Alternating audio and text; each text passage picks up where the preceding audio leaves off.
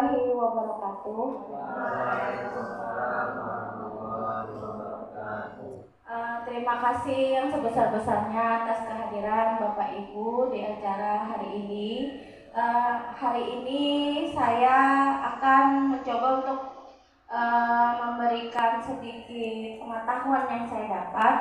Jadi saya ingin kita bisa mengimplementasikannya di sekolah kita. Jadi hari ini saya akan menyampaikan tentang sosialisasi pengimplementasian budaya positif.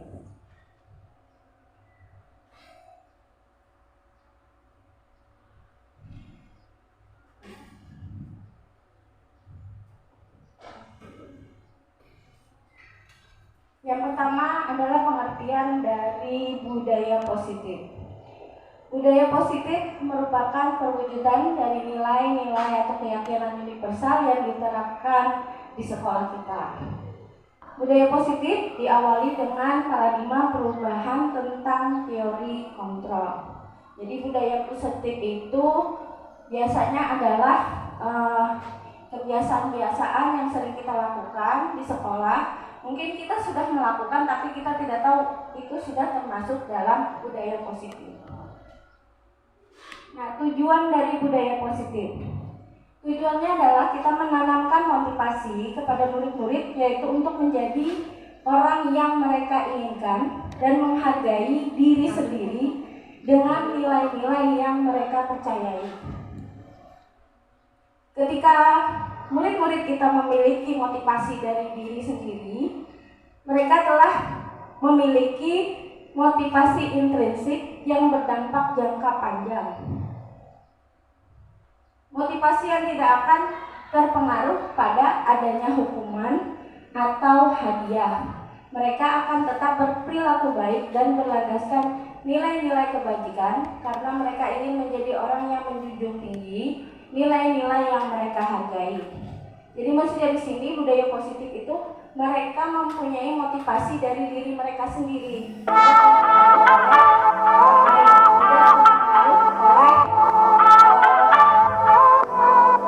Tidak terpengaruh oleh hukuman atau penghargaan yang buru-buru berikan. Nah, di sini ada teori kontrol. Teori kontrol itu dikemukakan oleh Dr. William Glasser. Dan di sini kemudian berkembang menjadi choice theory yang merupakan ada miskonsepsi tentang makna dari kontrol tersebut. Yang pertama, ini yang biasanya yang kita lakukan sebagai guru, ilusi guru mengontrol murid. Di sini pada dasarnya kita tidak dapat memaksa murid untuk berbuat sesuatu jikalau murid tersebut memilih untuk melakukannya, walaupun tampaknya guru sudah mengontrol perilaku murid. Dan demikian, murid sedang mengizinkan dirinya dikontrol. Jadi sebenarnya kita ini sebagai guru kadang kita yakin kalau kita bisa mengontrol murid tersebut. Padahal kalau diri murid sendiri tidak mengizinkan dirinya untuk kita mengontrol dirinya, berarti teori kontrol di sini ini tidak berjalan. Kemudian yang kedua, ilusi bahwa semua penguatan positif efektif dan bermanfaat. Penguatan positif atau bujukan adalah bentuk dari kontrol. Segala usaha untuk mempengaruhi murid agar mengulangi perilaku tertentu adalah suatu usaha untuk mengontrol murid tersebut. Dalam jangka waktu tertentu, kemungkinan murid tersebut akan menyadarinya dan mencoba untuk menolak bujukan kita atau bisa menjadi murid tersebut tergantung pada pendapat sang guru untuk berusaha. Nah, yang di sini maksudnya kadang kita meminta siswa untuk melakukan sesuatu, tapi kita lakukan dengan bujukan-bujukan. Nah, kalau tidak ada datang dari diri siswanya sendiri, siswa itu nunggu dibujuk dulu, baru mau bekerja. Jadi dia kadang misalnya melakukan sesuatu, tidak ada yang bujuk, tidak ada yang melihat. Nah, jadi itu yang harus kita hilangkan. Harus ada keinginan dari diri mereka sendiri. Yang ketiga, ilusi bahwa kritik dan membuat orang merasa bersalah dapat menguatkan karakter. Nah, di sini terkadang kita sebagai guru pada siswa, kalau siswa itu salah, langsung kita kritik.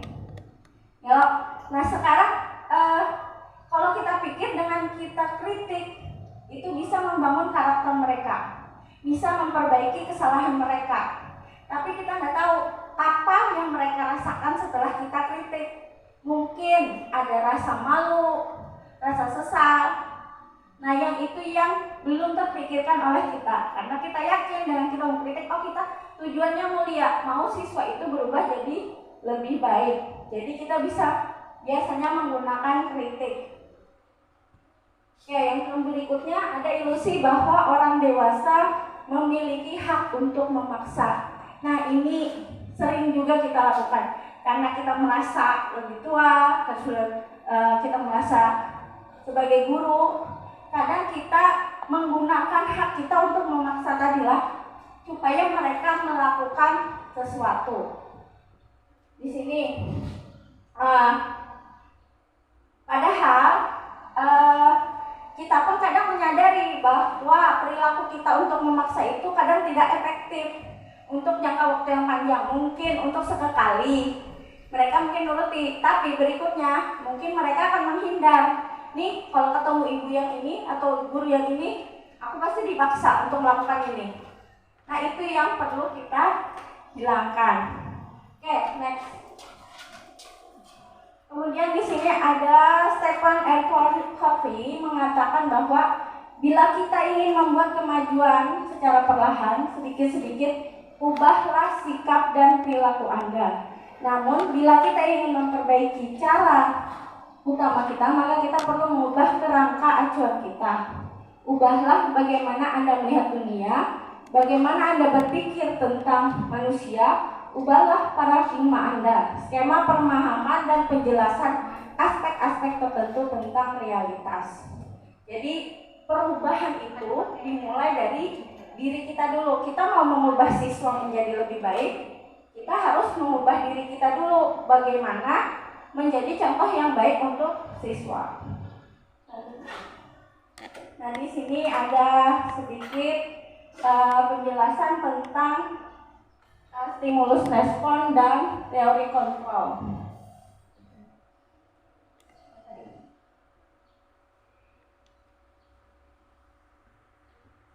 Di sini ada stimulus respon, ada realitas kebutuhan kita semua. Kemudian kalau di teori kontrol itu kebutuhannya berbeda. Kemudian untuk di stimulus respon ada semua orang melihat hal yang sama. Maksudnya kita memikirkan kalau apa yang kita lihat itu orang pun melihat apa yang kita lihat sama. Nah, tapi kalau di teori kontrol berbeda.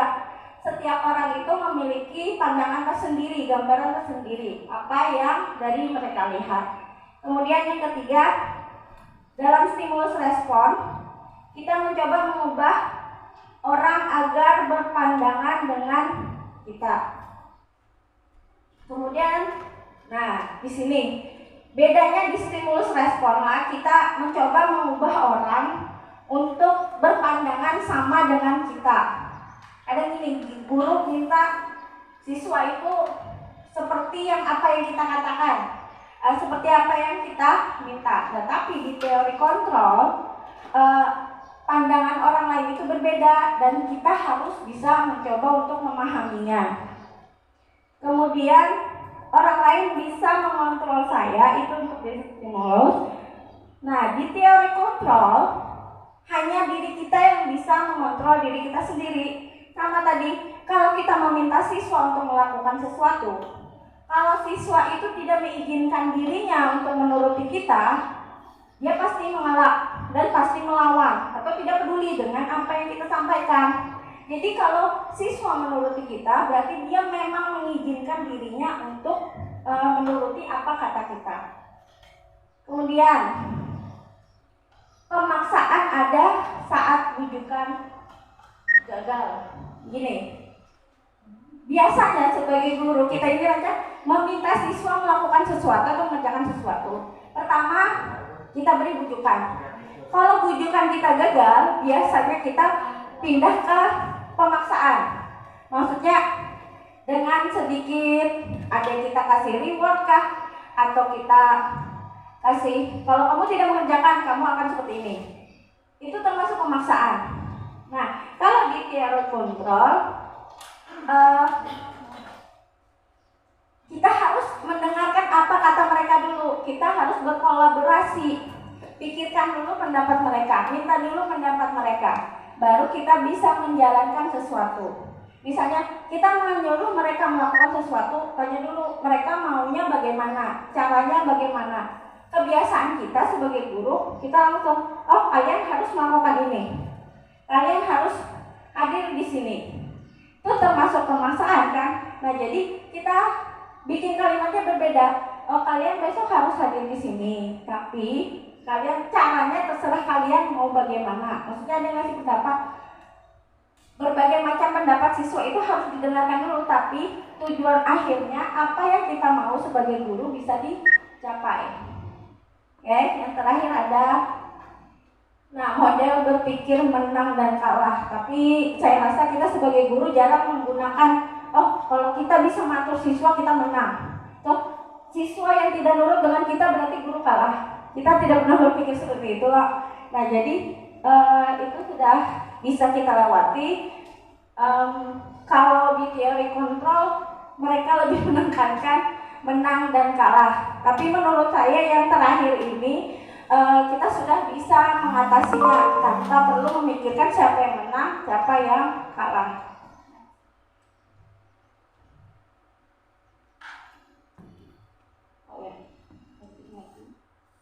Oke.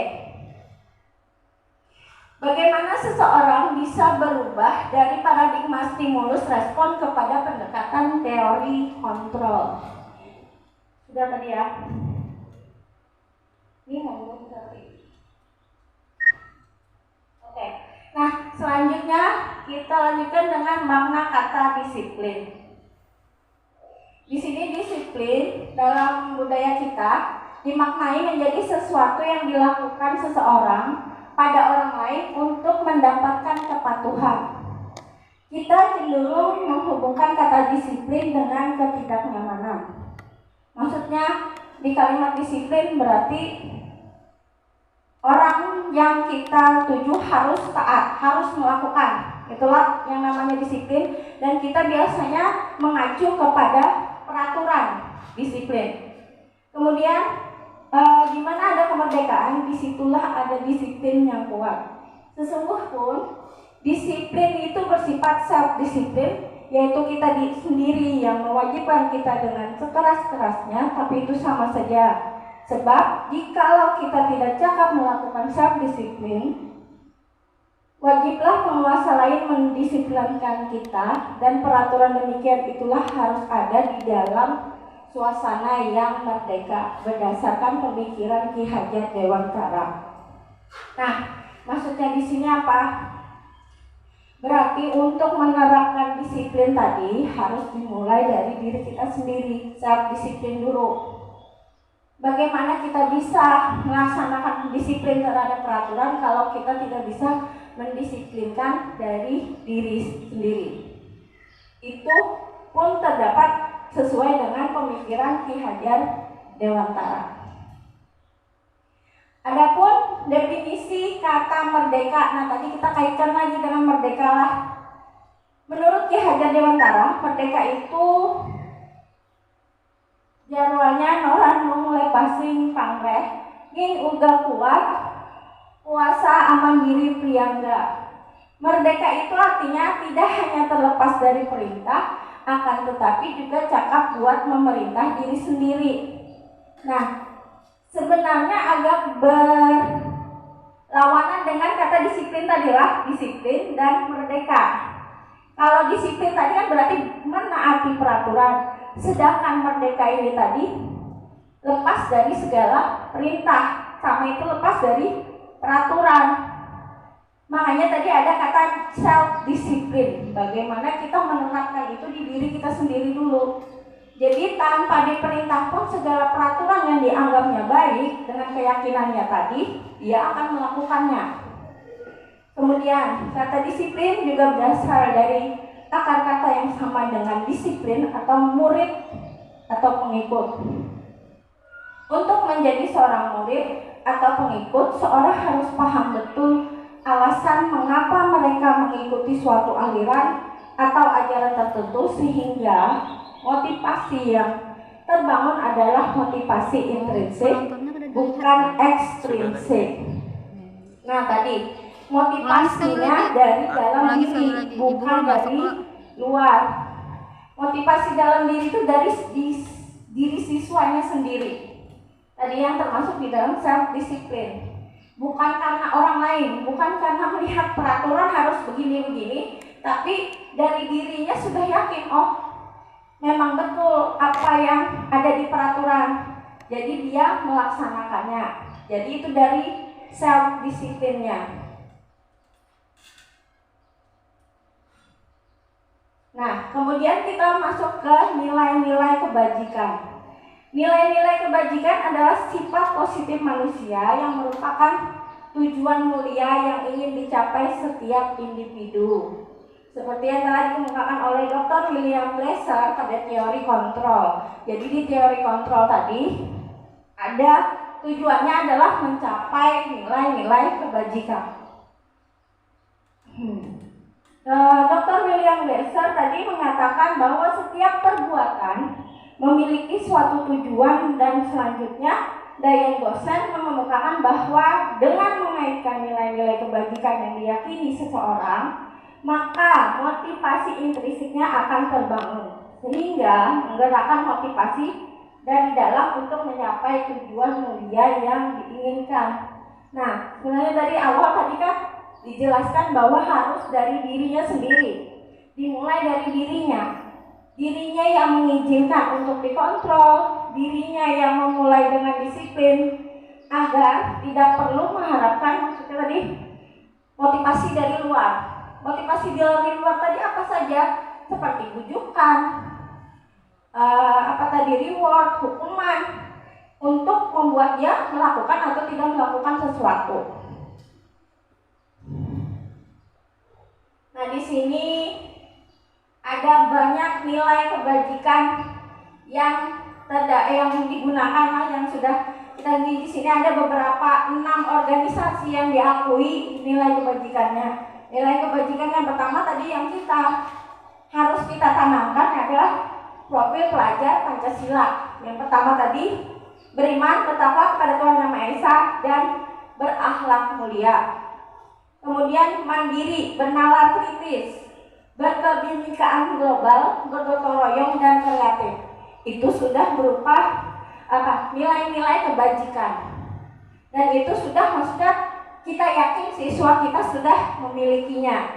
Ada lagi nih menurut IBO Primary Years Program, sikap murid yang toleransi, hormat, integritas, mandiri, menghargai, antusias, empati, keingintahuan, kreativitas, kerjasama, percaya diri, dan komitmen itu juga sudah termasuk dalam nilai kebajikan.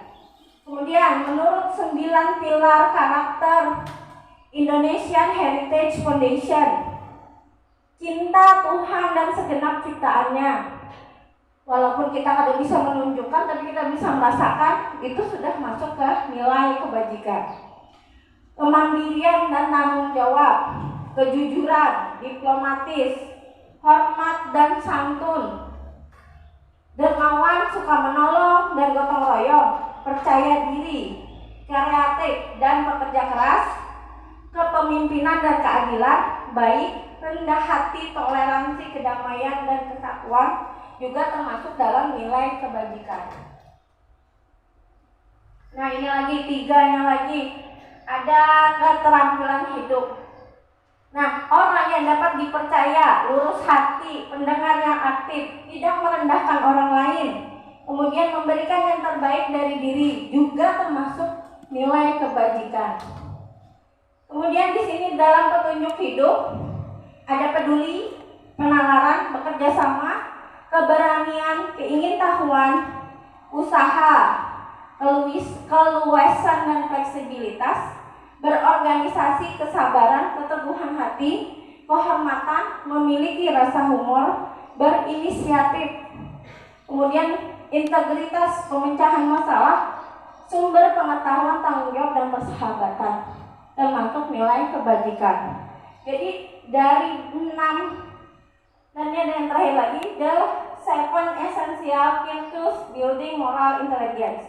Nah, di sini ada 7 pembangun moral kita. Ada empati, suara hati, kontrol diri, rasa hormat, kebaikan, toleransi, dan keadilan.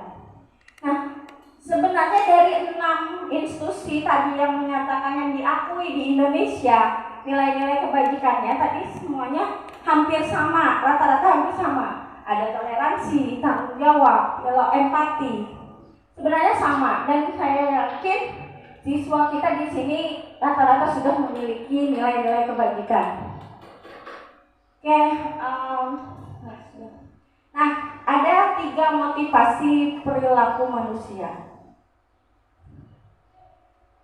Di dalam bukunya Dian Passan dalam bukunya Restructuring School Discipline menyatakan ada 3 metode perilaku manusia. 1, untuk menghindari ketidaknyamanan atau hukuman.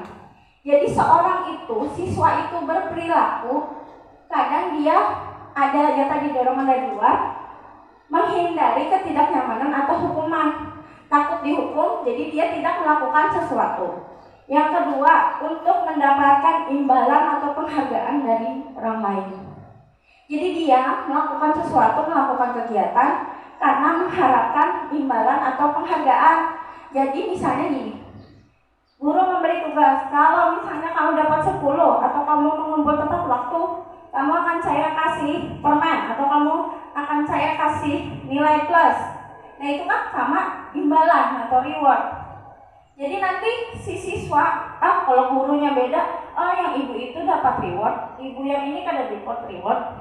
Kalau masuk yang ini, lebih baik masuk yang pelajaran ibu yang ini dapat reward. Nah itu yang termasuk dalam tadi yang memotivasi siswa berperilaku. Kemudian yang terakhir, untuk menjadi orang yang mereka inginkan dan menghargai diri sendiri dengan nilai yang mereka percayai.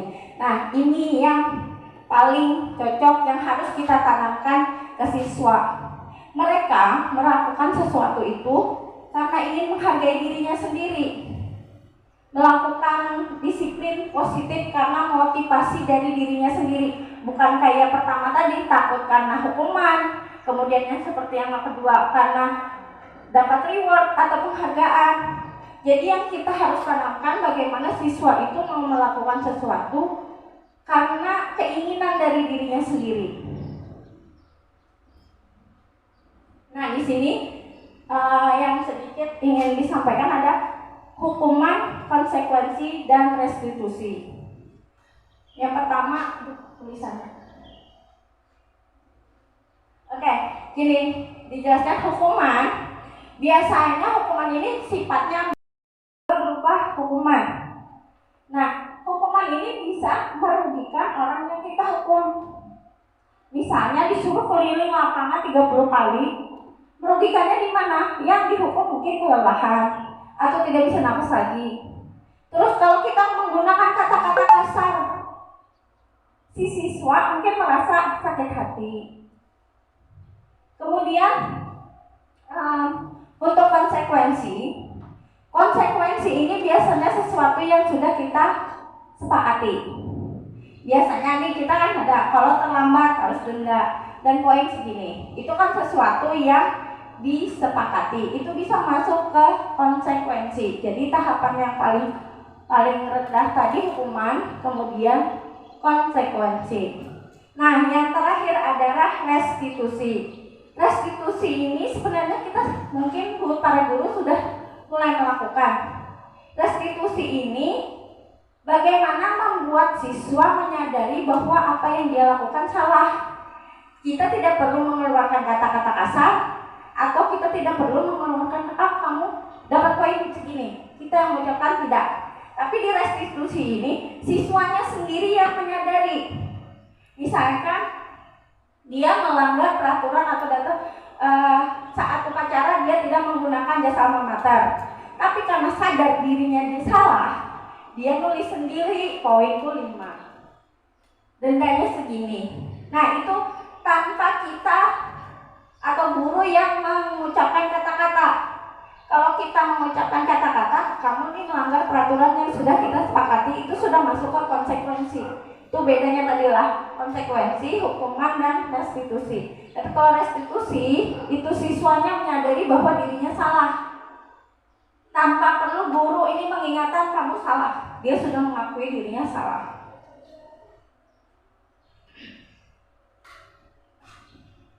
Oke, di sini. Untuk itu kita perlu, karena tadi ada perbedaan hukuman, konsekuensi, dan restitusi, kita perlu meninjau ulang tindakan penegakan peraturan atau keyakinan kelas atau sekolah kita selama ini. Kemudian, di sini tadi pengertian adalah restitusi, proses menciptakan kondisi bagi murid untuk memperbaiki kesalahan mereka sehingga mereka bisa kembali pada kelompok mereka dengan karakter yang lebih kuat. Tadi kan karena dia menyadari kesalahannya sendiri, kedepannya dia pasti berpikir, oh aku tidak akan mengulanginya lagi. Dan itu dia menanamkannya ke diri dia sendiri tanpa ada guru yang mengingatkan, jangan lagi lah kena, jangan terulangi lagi. Itu sama, motivasinya dari luar karena ada yang mengucapkan, harus dari dirinya sendiri, dari dalam dirinya sendiri. Kemudian restitusi membantu murid menjadi lebih memiliki tujuan, disiplin positif, dan memulihkan dirinya setelah berbuat salah.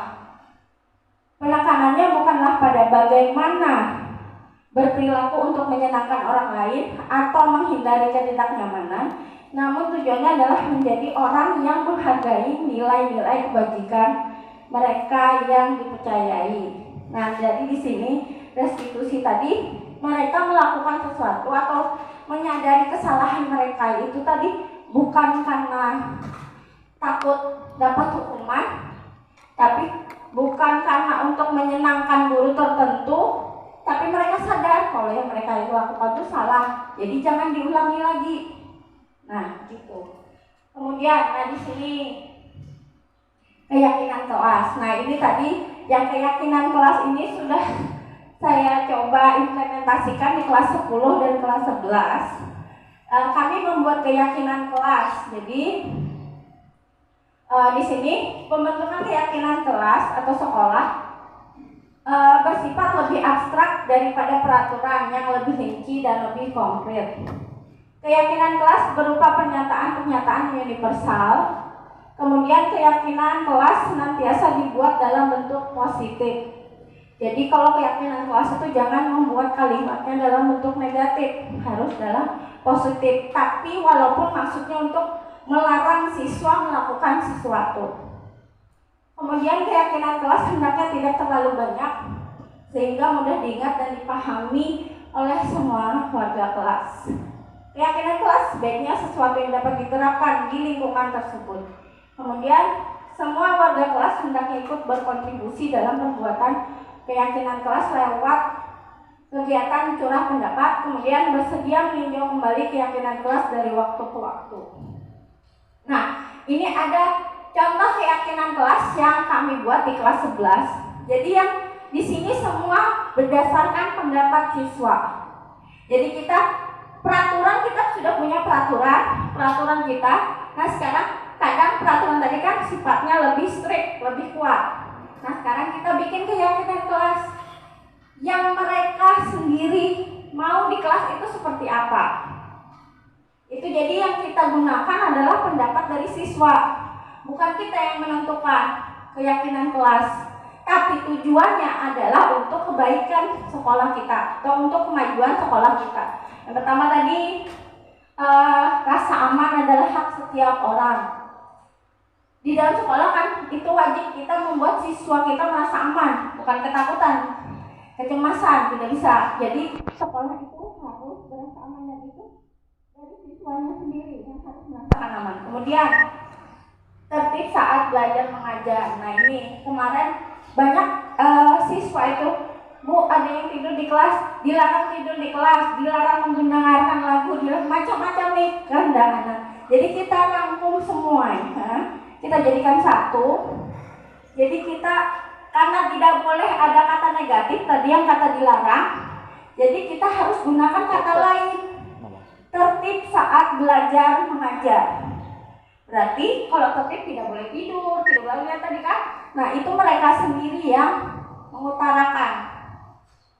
Kemudian menjaga kebersihan diri sendiri, kelas dan lingkungan sekolah. Nah ini kan ada laporan dari siswa nih, banyak yang jarang piket, yang tidak melaksanakan piket, sampah kesana kemari. Jadi ada yang Bu dilarang buang sampah, disuruh jaga kebersihan. Kita jadikan kalimatnya berarti harus menjaga kebersihan kelas, diri sendiri, kelas dan lingkungan. Kemudian, nah ini wajib tadarus setiap pagi. Ada laporan kan siswanya lapor, Bu, ini banyak ya ada tadarus Bu pagi. Itu kita masukkan ke keyakinan kelas supaya mereka sadar yang tidak tadarus ini. Nah bagaimana? Jadi kita bikin di sini sesuai kesepakatan wajib tadarus setiap pagi. Jadi yang tidak melaksanakan harus sadar karena dia sudah sepakat dengan keyakinan ini. Kemudian membayar kas tepat waktu. Nah ini kan sering permasalahan siswa, banyak yang malas bayar kas, bendahara abut kesana kemari, menagih, kasihan. Jadi kita buat lagi di keyakinan kelas. Kemudian ke kantin hanya pada waktu istirahat. Rupanya siswa ini tanpa kita sepengetahuan kita izin keluar, izin ke WC kah? Ternyata dia pergi ke kantin. Ada teman yang lihat mengadukan di saat forum kita mengisi keyakinan kelas ini, Bu ini gue setujunya ke kantin. Nah kita masukkan lagi, kan itu dari siswa. Jadi kita tekankan ke kantin hanya pada waktu istirahat. Berarti kalau dalam pelajaran, jam pelajaran berarti dia sudah melanggar keyakinannya. Kemudian boleh menggunakan HP hanya saat diperlukan. Nah kalau pelajaran saya boleh menggunakan HP karena perlu translate atau perlu tambahan materi. Tapi kadang-kadang siswa ini melenceng penggunaannya. Kalau gurunya lengah sedikit, dia pasti main game. Nah kita masukkan juga ke dalam keyakinan kelas. Jadi mereka sadar, oh aku kalau main game kami sudah melanggar nih keyakinan kelas. Yang terakhir, tempat duduk harus sesuai dengan yang disepakati. Permasalahan di kelas 11 adalah duduknya suka pindah-pindah. Kalau ditulis, kita maunya tulis dilarang pindah tempat duduk. Karena tadi keyakinan kelas itu tidak boleh menggunakan kalimat negatif. Jadi tempat duduk harus sesuai dengan yang disepakati atau yang ditentukan. Nah, jadi sebenarnya banyak nih keluhan siswa yang sering pelanggaran di kelas itu yang kita kadang-kadang kita sadari dan tidak disadari. Makanya tadi kita perlu mengadakan keyakinan kelas tadi. Apa konsekuensinya kalau mereka melanggar? Kita buka lagi diskusi. Kalau kamu melanggar ini semua apa? Mereka maunya bagaimana? Kalau didenda pasti jarang bayar. Alasannya tidak punya uang. Satu-satunya cara tanpa bersifat hukuman tadi kita pakai sistem poin. Jadi sudah disepakati poinnya misalnya minus 30 supaya mereka memang agak besar supaya mereka berusaha nih tidak melanggar. Kalau kita kasih poin 5 aja mungkin mereka masih berusaha melanggar. Maksudnya tidak terlalu banyak poinnya. Jadi kita kasih poin yang besar. Dan itu harus disepakati. Setelah disepakati baru tadi dibikin yang seperti ini. Dan mereka sadar nanti saat di kelas kalau mereka melanggar yang ini konsekuensinya tadi sekali tindakan poinnya 30. Dan karena kita sudah menetapkan bahwa di sekolah kita kalau poinnya yang positifnya banyak dapat reward, poinnya yang negatifnya paling banyak juga dapat sanksi. Nah, jadi itu bisa jadi pemicu sebenarnya. Ya. Tapi itu tadi ingat, bukan kita yang menentukan, siswanya sendiri. Itu yang harus kita usahakan. Oke, nah di sini kemudian Kenapa siswa itu melakukan pelanggaran? Karena kita tidak sadar, karena di sini ada 5 kebutuhan dasar manusia. Yang pertama adalah bertahan hidup. Kemudian ada penguasaan, kasih sayang dan rasa terima, kemudian kesenangan dan kebebasan. Nah, mungkin siswa yang melakukan pelanggaran itu mungkin 5 kebutuhan dasarnya ini tidak didapatnya, mau di rumah kah, mau di sekolah. Mungkin kalau kita di sekolah tahunya anak kita baik semua, tapi waktu dia melanggar kita perlu tahu alasannya kenapa. Salah satunya mungkin tadi 5 kebutuhan dasarnya ini tadi tidak dia dapat di rumah. Paling banyak yang kita hadapi adalah anak yang kurang kasih sayang, yang kurang diperhatikan. Itu yang terdeteksi sebagai anak-anak yang agak bermasalah.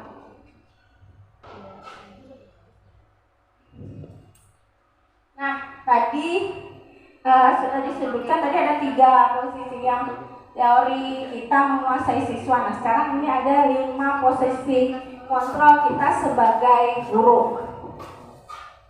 Melalui serangkaian riset dan berdasarkan teori kontrol dari William Geiser, dosen berkesimpulan ada 5 posisi kontrol yang diterapkan seorang guru, orang tua, ataupun atasan dalam melakukan kontrol.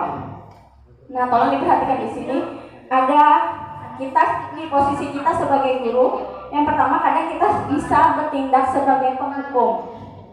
Kemudian kita bisa bertindak sebagai pembuat rasa bersalah, atau tadi bisa sebagai teman, pemantau, dan manajer. Jadi itu 5 posisi kontrol yang harus diketahui guru. Kita sebagai guru sudah harus tahu bahwa ada 5 posisi kontrol. Yang pertama ada sebagai penghukum. Di sini seorang penghukum bisa menggunakan hukuman fisik maupun verbal. Orang yang menjalankan posisi penghukum senantiasa menggunakan bahwa sekolah memerlukan sistem atau alat yang dapat lebih menekan murid-murid lebih dalam lagi. Biasanya guru yang berposisi sebagai penghukum ini dia mengutarakan kata-kata patuhi aturan saya atau awas. Ini berupa ancaman kan. Kemudian kamu selalu saja salah. Pasti selalu yang terakhir selesai. Kemudian guru yang seperti ini senantiasa percaya hanya ada satu cara agar pembelajaran bisa berhasil, yaitu cara dia. Penghukum biasanya menggunakan nada suara tinggi, bahasa tubuh, mata melotot, dan jari menunjuk-nunjuk. Nah, itu guru yang mengambil posisi sebagai penghukum. Kemudian dia mengungkapkan kata di sini contoh halnya misalnya siswanya terlambat. Lambat lagi, pasti terlambat lagi, selalu datang terlambat. Kapan bisa datang tepat waktu? Dia terus saja menyalahkan. Kemudian tanyakan bagaimana perasaan murid bila guru berbicara seperti itu pada saat muridnya datang terlambat. Mungkin kalau kita, mungkinlah kalau siswanya memang sudah dasar terlambat dan alasannya terlalu banyak, kita kadang kurang percaya lagi lawan siswa. Jadi kadang kita mengeluarkan kata-kata yang ini. Ternyata di sini ada ilmunya. Ini namanya posisinya kita sebagai penghukum kepada siswa tersebut. Hasilnya kemungkinan murid bisa marah atau mendendam. Ya kadang-kadang kalau kerancakan disariki, murid itu bisa sarik ke guru. Apa ketujuh lembur itu? Aku udah 7 lawan guru yang ini. Nah, bisa jadi dia bisa mengeluarkan emosinya tadi, bisa dengan mencoret-coret atau meja, atau lebih buruk lagi. Tapi mudah-mudahan siswa kita tidak ada yang seperti ini, dan guru-guru di sini mungkin ada yang disebut tapi tidak sampai berlebihan. Kemudian kita bisa menjadi pembuat rasa bersalah. Nah ini kadang ibu merasa sering menjadi pembuat rasa bersalah. Kenapa di sini? Nah, pada posisi ini biasanya guru akan bersuara lebih lembut. Pembuat rasa bersalah akan menggunakan keheningan yang membuat orang lain merasa tidak nyaman, bersalah, atau sesudah dari kata yang keluar dengan lembut seperti ibu sangat kecewa sekali dengan kamu. Berapa kali Bapak harus memberitahukan kamu ya? Gimana coba kalau orang tua kamu tahu kalau berbuat begini? Kadang ibu sendiri sering mengungkapkan kata-kata ini, berusaha menarik perhatian siswa itu untuk menuruti kita dengan kata-kata yang membuat siswa tersebut merasa bersalah. Nah, di sini, posisi ini murid akan memiliki penilaian diri yang buruk.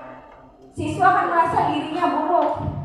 Kemudian tentang diri mereka, murid merasa tidak berharga, dan telah mengecewakan orang-orang yang disayanginya. Membuat merasa bersalah itu pasti menggunakan nada yang memelas, halus, sedih, bahasa tubuh merapat pada anak, dan lesu. Nah, ini ciri-cirinya lah. Kemudian ini ada contoh kalimatnya. Adik, kamu ini bagaimana ya? Kamu sudah berjanji dengan ibu tidak akan terlambat lagi. Kamu kenapa ya senang sekali mengecewakan ibu? Ibu benar-benar kecewa sekali. Nah, kalimat yang seperti ini maksudnya membuat siswa itu merasa bersalah. Hasilnya, murid akan merasa bersalah. Kemudian merasa mengecewakan bapak atau ibu gurunya. Murid akan merasa menjadi siswa yang gagal dan tidak sanggup membahagiakan orang lain. Sikap seperti ini lebih berbahaya dari sikap menghukum. Jadi tadi ini sebenarnya walaupun terlihat halus, tapi dampak ke siswanya itu lebih berbahaya lagi daripada yang penghukum tadi. Kalau dihukum kan sudah habislah, sudah. Nah, kalau ini kan dia bisa kepikiran, aku salah. Nah, tidak seperti murid dengan guru penghukum, di mana murid bisa menumpahkan amarahnya walaupun dengan cara negatif. Kalau yang di sini tadi bisa membuat murid jadi tertekan.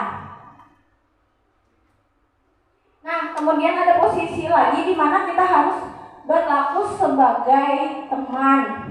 Tapi di dalam posisi ini ada dampak positif dan negatifnya. Mungkin kada ibu tidak perlu dijelaskan bagaimana kita menganggap siswa itu sebagai teman, tapi itu ada positif, ada negatifnya tadi. Kalau bisa saja dari sisi negatifnya, murid itu jadi tergantung ke guru tersebut. Jadi kadang dia tidak bisa membatasi dirinya. Dia menganggap, oh guru ini teman kedua, pasti mengerti, pasti bisa, pasti paham. Nah, itu kadang sisi negatifnya. Posisi positifnya mungkin mereka lebih leluasa berbicara ke kita, bisa lebih mengutarakan maksudnya. Tapi ya tadi ada dua sisi untuk yang posisi teman ini, bisa positif dan negatif. Nah, yang berikutnya adalah sebagai pemantau. Di sini guru sebagai pemantau. Berarti guru ini siswa melakukan apapun dia cuma memperhatikan. Yang contoh kalimatnya di sini, misalnya siswa melanggar peraturan, dia cuma nanya peraturannya apa? Apa yang kamu lakukan? Sanksi dan konsekuensinya apa?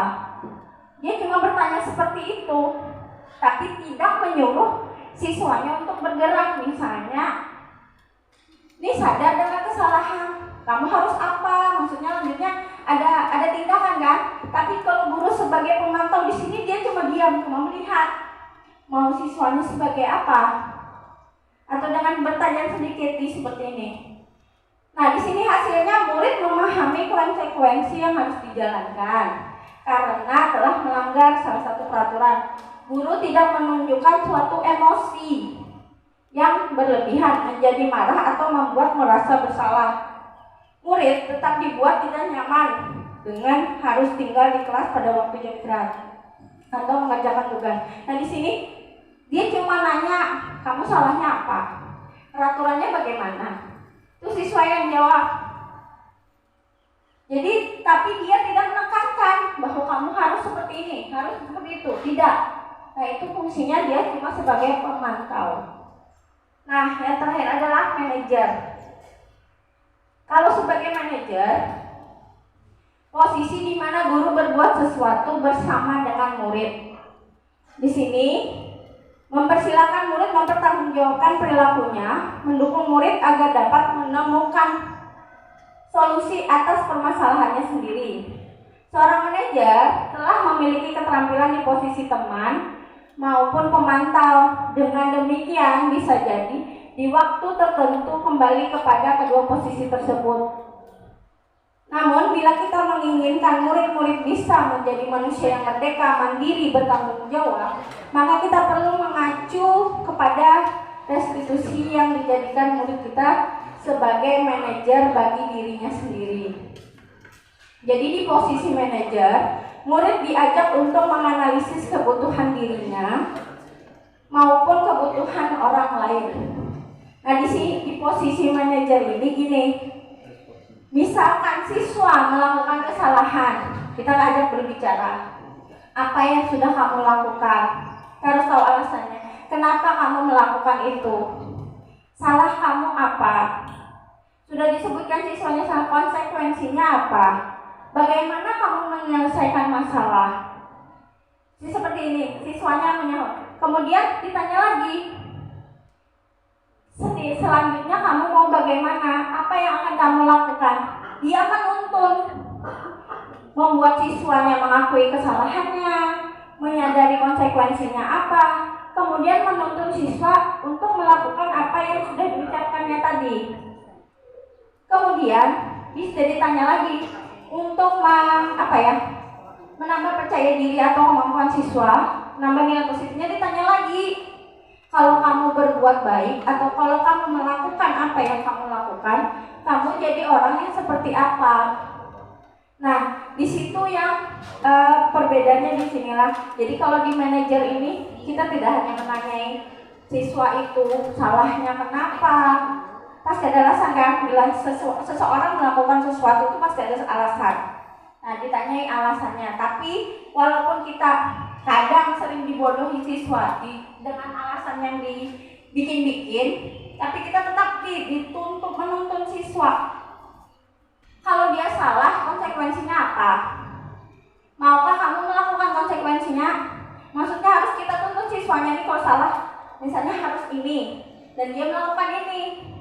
Setelah dia melakukan itu, suruh pikir, kalau kamu misalnya melakukan salah, kemudian meminta maaf. Kalau kamu meminta maaf atas kesalahan kamu itu jadi orang yang bagaimana? Nah, jadi siswanya jawab, saya jadi orang yang bertanggung jawab. Dan selalu meminta maaf kalau berbuat salah. Nah, itu kan sudah penanaman disiplin positif, menuntun. Itu posisi yang wajib dimiliki semua guru. Tadi posisi manajer.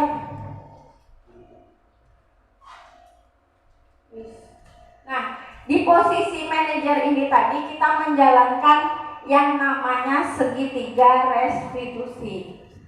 Segitiga restitusi itu apa?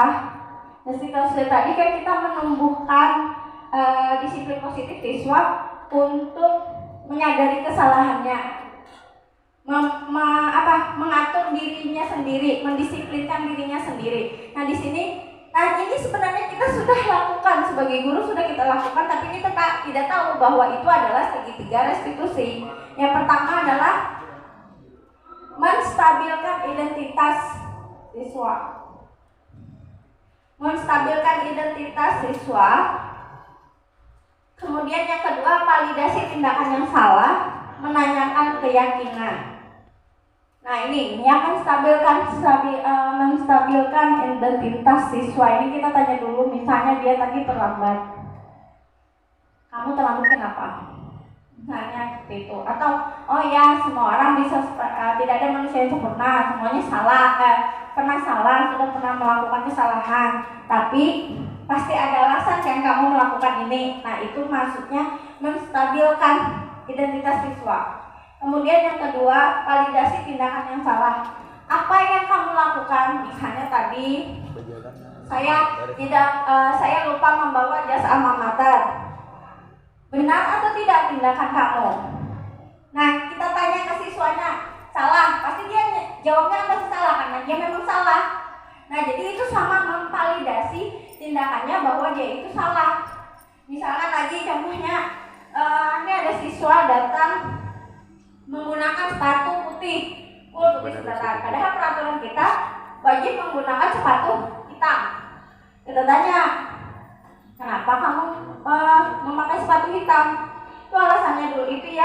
menstabilkan identitas. Kita tanya dulu sebabnya. Kemudian yang kedua itu tadi memvalidasi tindakan. Tindakan kamu memakai sepatu putih itu benar apa salah? Dia pasti tahu kan kalau dia salah. Nah, kemudian kita nanyakan keyakinannya. Kalau memakai sepatu putih di sekolah, apa kamu tahu konsekuensinya apa? Kan kita sudah ada peraturan, kalau pakai sepatu putih ada poin segini berapa. Nah, itu dianya sendiri yang nyebutkan dapat sanksi poin segini. Nah, kita tanyakan lagi, untuk kedepannya kamu mau bagaimana? Kita tanyakan, masih mau kayaknya memakai sepatu putih itu tadi? Pasti dia jawabnya kan ingin memperbaiki diri. Karena mungkin menjawab dengan hal yang buruk kalau kita tanya seperti itu. Mungkin jawab, udah besok pakai sepatu putih lagi. Karena kan bisi sepatu hitam dia. Pokoknya, tapi kita tetap membimbing, menuntun dia supaya dia tidak melakukan hal itu lagi. Jadi kita jelaskan. Tapi kita dalam bentuk pertanyaan yang bisa dijawabnya sendiri. Besok kamu mau pakai sepatu hitam apa sepatu putih? Itu bisa kita tanyakan. Pasti dia jawabnya yang baik. Kita mau mengulanginya lagi, pasti dia bilang tidak, karena takut dengan konsekuensi atau hukuman yang sudah kita sepakati dari awal. Nah, sekarang kita tanya lagi. Nah, kamu tidak akan mengulangi perbuatan lagi. Nah, itu menjadikan kamu orang yang seperti apa? Itu yang perlu ditanyakan saat siswa melakukan kesalahan, sudah mencari solusi masalahnya. Fungsinya apa?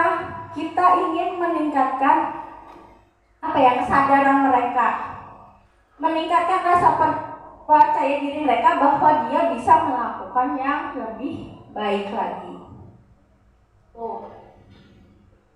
Nah, ini tadi adalah contoh menstabilkan identitas, kemudian memvalidasi tindakan, dan yang terakhir adalah menanyakan keyakinan. Nah, yang tadi perlunya keyakinan kelas tadi.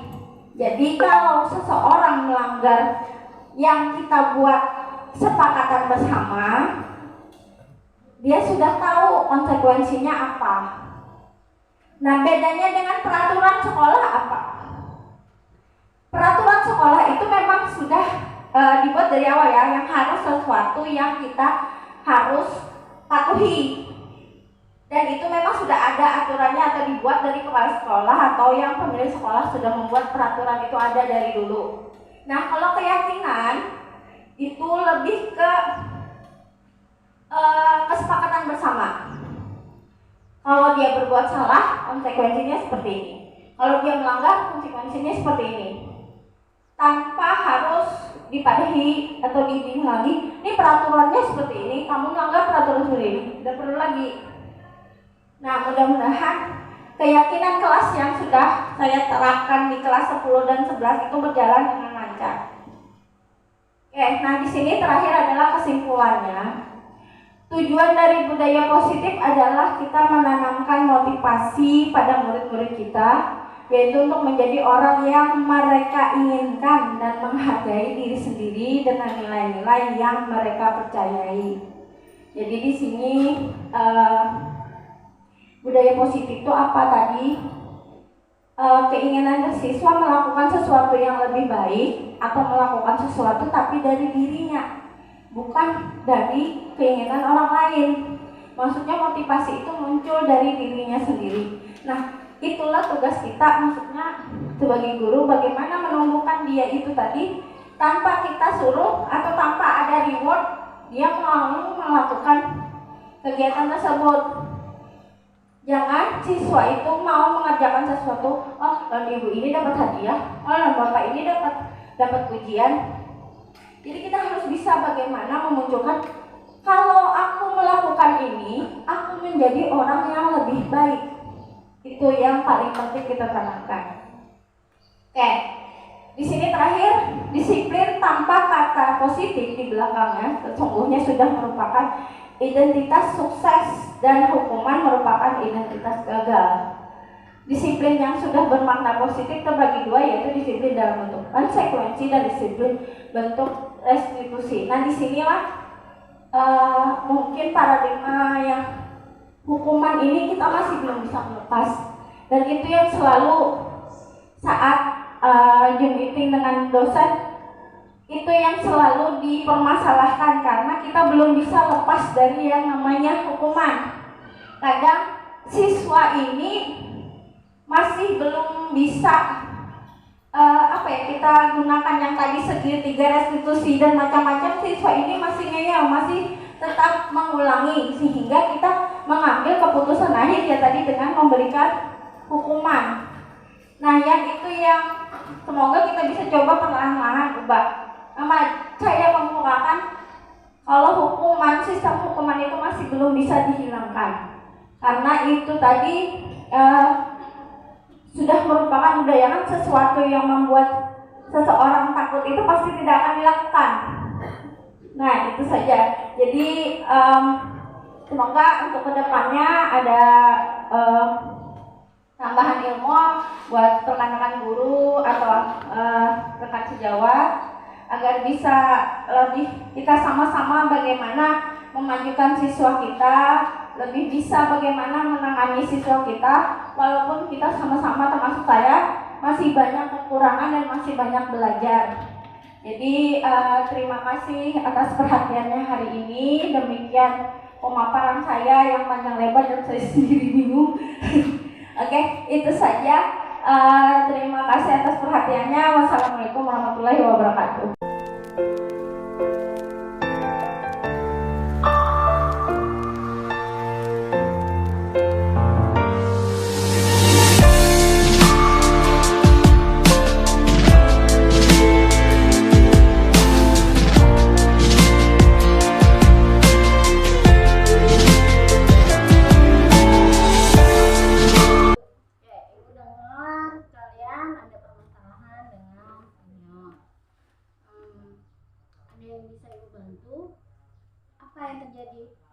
Kami telah menyinggung perasaan kelas. Dengan menyinggungnya bagaimana? Dengan perkataan yang tidak sopan, Bu. Oke. Ibu sebenarnya tidak ingin mencari siapa yang salah, siapa yang benar, tapi ibu ingin mencari solusi dari permasalahan kalian agar kedepannya lebih lancar lagi. Pasti kalian punya alasan kenapa kalian sampai mengeluarkan kata-kata tersebut. Kami hanya ingin menguji mental kakak OSIS. Terus kamu kenapa sampai mengeluarkan kata-kata kasar?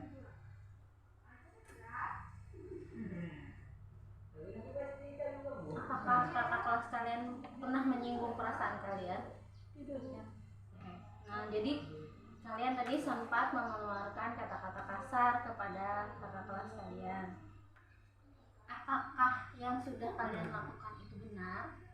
Tidak. Tidak. Sadar kalau itu salah. Oke. Kalau kalian sadar itu salah, apa yang harus kalian lakukan? Meminta maaf dan bertanggung jawab.